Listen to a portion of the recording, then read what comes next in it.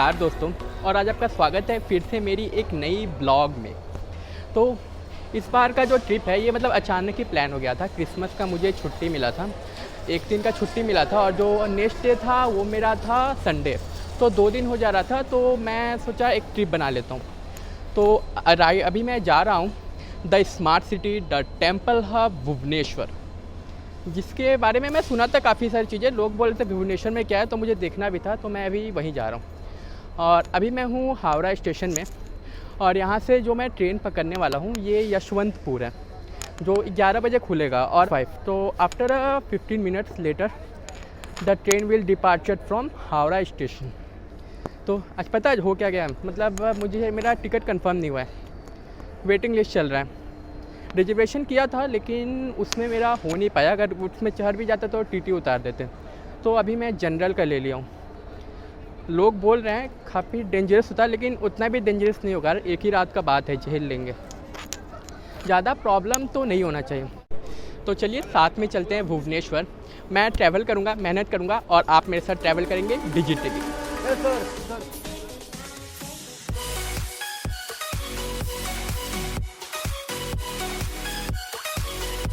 First of all, very good morning, and today is the 25th December, so Merry Christmas to all of you।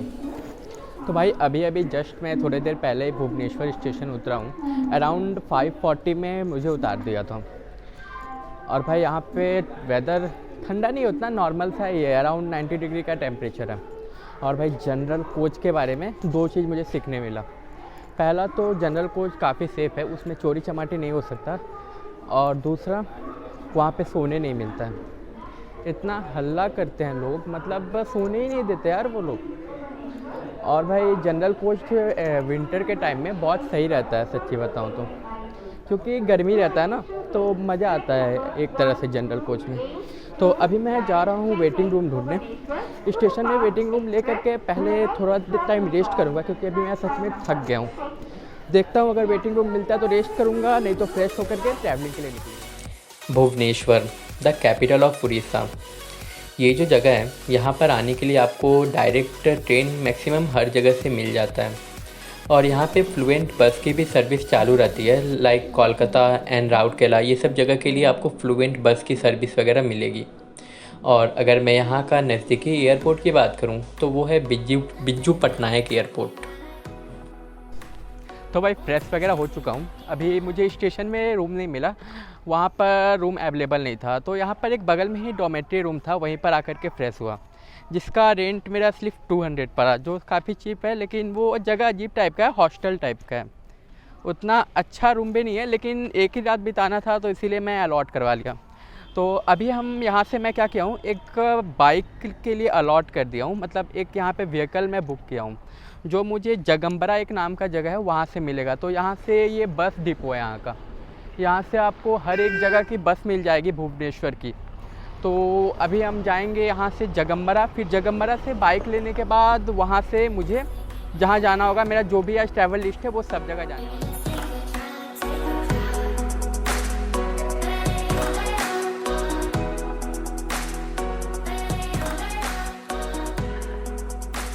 तो भाई bike मैं receive कर लिया हूँ, जितने भी पेपर फॉर्मेलिटीज़ वगैरह थे, और स्कूटी लिया हूँ, स्कूटी मुझे मिल चुका है अभी। और इस बार मैं लिया हूँ वेस्पा, और इसका जो कॉस्ट पड़ा है मेरा अराउंड 600 के अप्रॉक्स पड़ा है। और भाई पता है, एक चीज़ मुझे बताना है, यहाँ का जो बस का जो फेयर प्राइस है ना, काफ़ी रिजनेबल है यार। मतलब जैसा कोलकाता का प्राइस था ना, सेम वैसा ही पड़ा मेरा, 15 रुपये का कॉस्ट पड़ा, अराउंड 11 किलोमीटर का डिस्टेंस कवर किया था, तो काफ़ी कम था, ये काफ़ी अच्छा बात है। और मैं जिसके पास से बाइक लिया था उसका लिंक मैं डिस्क्रिप्शन बॉक्स में दे दूँगा। तो चलते हैं अब अपना ट्रैवल लिस्ट पूरा करने, जो जिसके लिए मैं काफ़ी एक्साइटेड भी रहता हूँ हमेशा। तो चलते हैं, आप हमारे साथ डिजिटली ट्रैवल करिए, और मैं चलता हूँ आपको अपना ट्रैवल लिस्ट पूरा करवाने।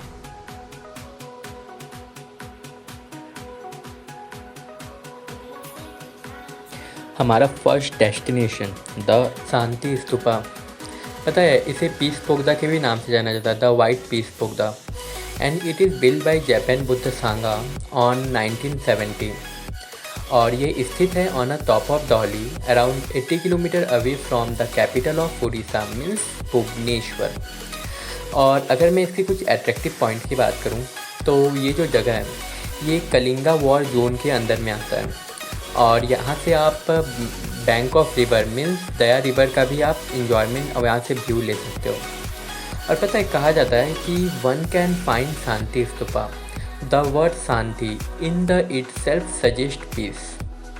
तो अगर आप यहाँ पे आते हैं काफ़ी अच्छा व्यू वगैरह आपको सब चीज़ मिलता है और जगह भी ये काफ़ी अच्छा है और बौद्ध का जगह है मीन्स शांति।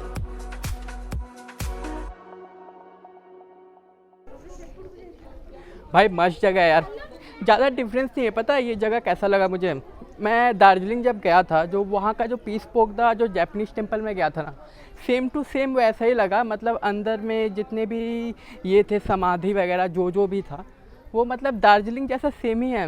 लेकिन कहते हैं ना बौद्ध की जगह पे आकर के शांति मिलता है, पहले भी मैं कहा था। तो जगह मस्त है ये तो माना, और यहाँ से व्यू भी अच्छा मिलता है और यहाँ पे आप कुछ ड्राई फ्रूट्स भी खरीद सकते हो। अब यहाँ से हम लोग जाने वाले हैं, इसके बगल में ही दौली में वो भी पड़ता है, उसका नाम है अशोका रॉक एडिक्ट। अब हम लोग जाएंगे अशोका रॉक एडिक्ट, ये हमारा दूसरा डेस्टिनेशन रहेगा।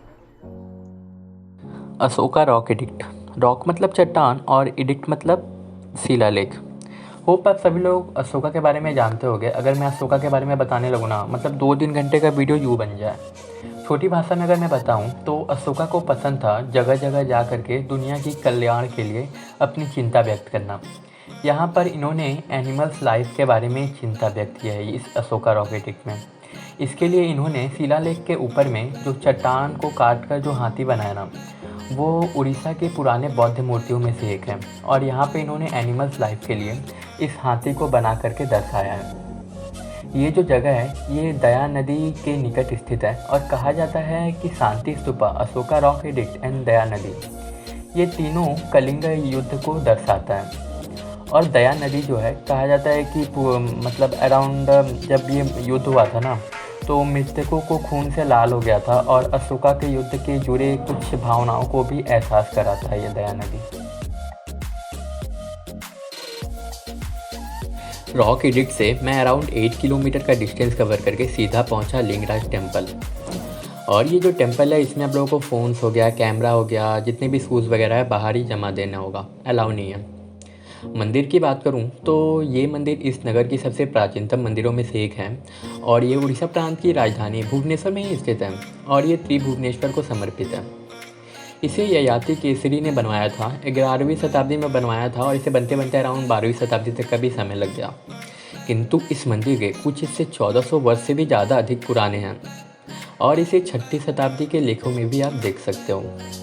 मान्यता की बात करूँ तो मान्यता ये भी है कि कहा जाता है कि यहाँ पे 2 राक्षसों को मारा गया था देवी पार्वती द्वारा और उनके बाद उन्हें प्यास लगी और प्यास लगने के बाद शिवाजी ने कुछ कूप बना करके कुछ नदियों का योगदान दिया था। और यहाँ पे बिंदु सागर सरोवर भी है और उसके निकट ही शिवराज का विशाल टेम्पल भी है। और कहा जाता है कि मंदिर के सेंटर में जाओगे ना तो अराउंड 8 से 10 फीट का एक पत्थर आता है और कहा जाता है कि उसमें शिव का शरीर है, ऐसा मान्यता है। और इस मंदिर में नॉन हिंदुज़म अलाउ नहीं है, सिर्फ हिंदू ही जा सकते हैं, पता नहीं क्यों। और यहाँ पर आप लोगों को एक काफ़ी अच्छा आर्किटेक्चर और काफ़ी क्लीन भी दिखता है। छोटे बड़े मिला करके कुल 108 मंदिर है यहाँ पे।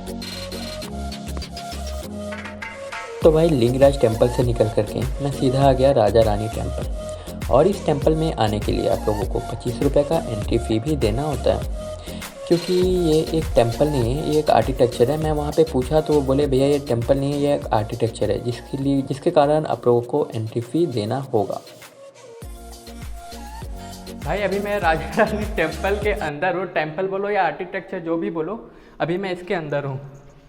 बेसिकली ये जो जगह है ये बना था बिटवीन 11th और 12th सेंचुरी। आवाज़ गूंज रहा है एकदम। अगर मैं इसके बारे में कुछ बताऊं तो इसके बारे में मुझे ज़्यादा कुछ तो नहीं पता चला था। ये बेसिकली जाना जाता है फॉर लव और ये कोई टेम्पल वम्पल नहीं है, ये बस एक आर्किटेक्चर है। तो भाई जो था यही था, ये जाना जाता है फॉर लव, मोहब्बत के लिए। आप यहाँ पे ग्रीनरी का व्यू वगैरह भी इंजॉय कर सकते हो और रिलैक्स भी कर सकते हो। ब्रह्मेश्वर टेम्पल ये फेमस है for architectural view.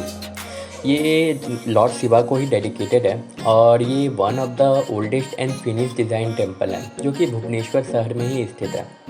The temple is very beautifully curved and inside and outside. ये जो प्राचीन टेम्पल है ये फेमस है फॉर स्टाइल, इसका historical and architectural style. It is believe that ये 9th सेंचुरी में बन करके तैयार हुआ था, but as per the record ये 11th सेंचुरी में बन करके तैयार हुआ है।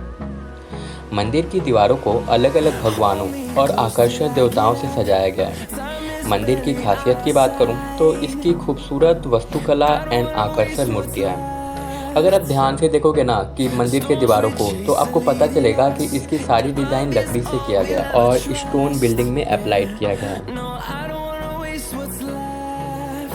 तो भाई गुड न्यूज़ है मेरे लिए, खुद के लिए भी, आप लोगों के लिए भी है। All government property are close due to 25 December. यही तो मैं चाहता था कि जब मैं आऊँ तो जितने भी म्यूज़ियम हैं, जितनी भी आर्ट गैलरियाँ हैं, सब बंद हो जाए। इसकी याद का गुस्सा आ रहा है बस। नंदनकानन जू, ये जू अराउंड 15 किलोमीटर का डिस्टेंस पड़ता है फ्रॉम भुवनेश्वर और ये स्थित है एडमिस्ट मीन्स बीच में। The last green forest along the banks of Kanjia lake lies Nandankanan. पता है नंदनकानन का मतलब क्या है? अभी भी मुझे पता चला। A beautiful park that got its name from Nandan Van means garden of the gods. अभी तक का मेरा सबसे भीड़ भाड़ वाला जगह। तो यहाँ पर आप लोगों को घूमने के लिए बसेस वगैरह हर एक चीज़ अवेलेबल है। ये बसेस का लाइन ही है और बता दूँ यहाँ पे मैप्स वगैरह भी अवेलेबल है, तो एक बार उसे भी देख लो ना, क्योंकि it is also content a botanical garden and part of has been declared Nandankanan, literally meaning the garden of heaven.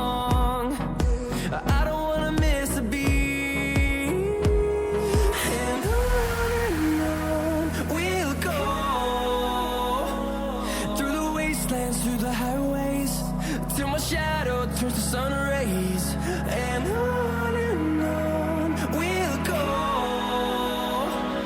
through the wastelands, through the highways, and on we'll go.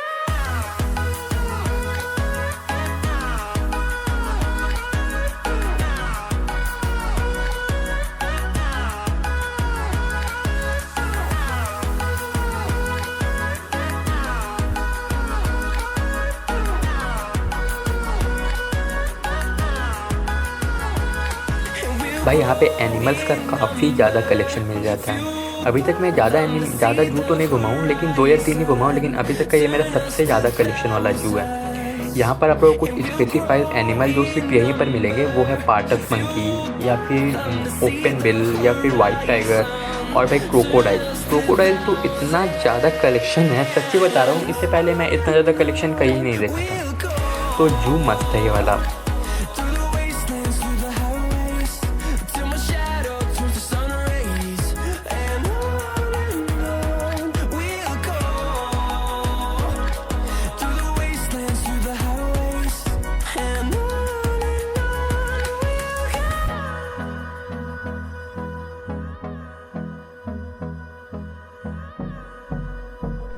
भाई नंदनकानन जू मस्त है यार भुवनेश्वर का।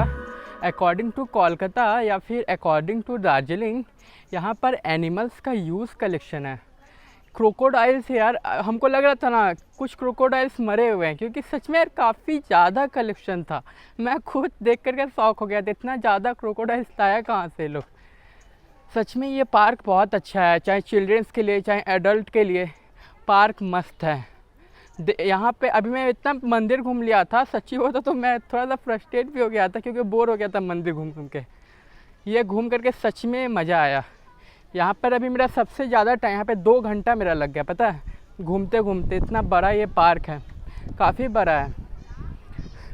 अभी यहाँ से मैं पता नहीं, अभी शायद यहाँ से मैं खंडगिरी जाऊँगा, जल्दी जल्दी निकलना होगा, क्योंकि अभी और 3-4 जगह बाकी है मेरा ट्रैवल लिस्ट में से।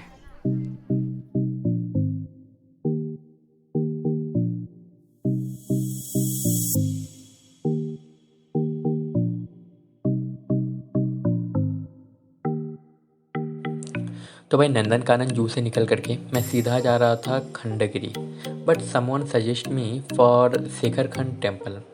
ये जो जगह है ये जाना जाता है for picnic spot and also a viewing zone. तो ये जगह मस्त है। अगर मैं इसका कुछ स्टोरी बताऊँ तो कुछ खास नहीं है। कहा जाता है कि Ram Lakshman Sita at a time of vanvas यहाँ पर भी स्टे करके गए थे, और इसके बगल में ही पांडव केव भी है जिसमें उन्होंने भी एक रात का स्टे लिया था।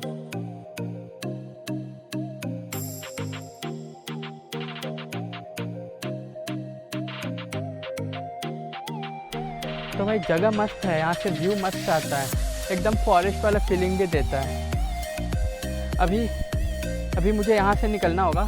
अभी यहाँ से मुझे जाना है चंडीगिरी, उदयगिरी एंड चंडीगिरी टेम्पल, जो कि मेरा ट्रैवल लिस्ट में सबसे पहले था, लेकिन अभी मैं सबसे लास्ट में जा रहा हूँ क्योंकि उसका दूरी कुछ ज़्यादा ही है।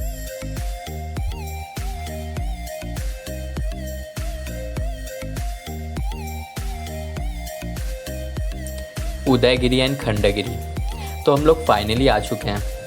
पता है यहाँ पर ना नंदन कानन जू से भी ज़्यादा भीड़ है और अगर मैं इस जगह के बारे में बताऊँ तो उदयगिरी खंडगिरी कुमारी पहाड़ के ऊपर में स्थित है, और कुमारी पहाड़ के नीचे में ना आप लोगों को अगर कार से आते हो तो कार वगैरह का पार्किंग कुमारी पहाड़ी के नीचे ही मिलता है।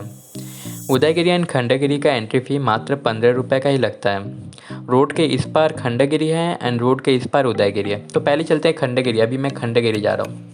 तो खंडगिरी ये यहाँ पर आप लोगों को एक टेंपल वगैरह एंजॉय करने मिल जाता है, और खंडगिरी में कुल 15 केव हैं। यहाँ पे अगर ऊपर जाते हो तो वहाँ से व्यू बहुत 360 व्यू मिलता है, और यहाँ से आप लोगों को उदयगिरी केव भी दिखता है जो रोड के उस पार है।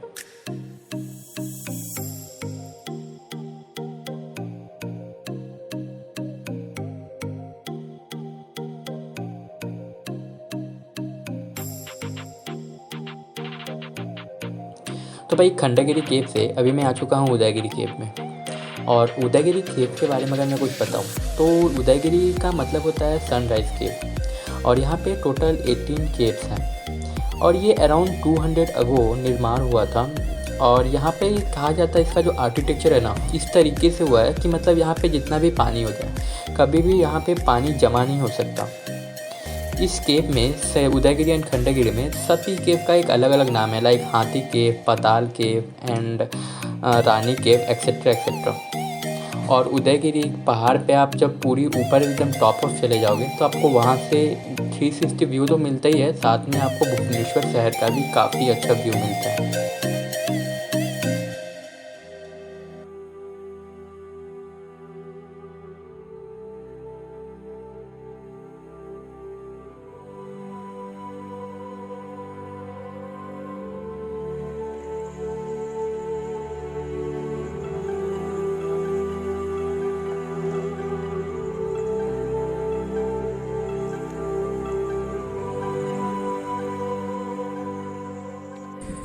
भाई खतरनाक लग रहा है ना व्यू इसका, मतलब अनबिलीवेबल यार।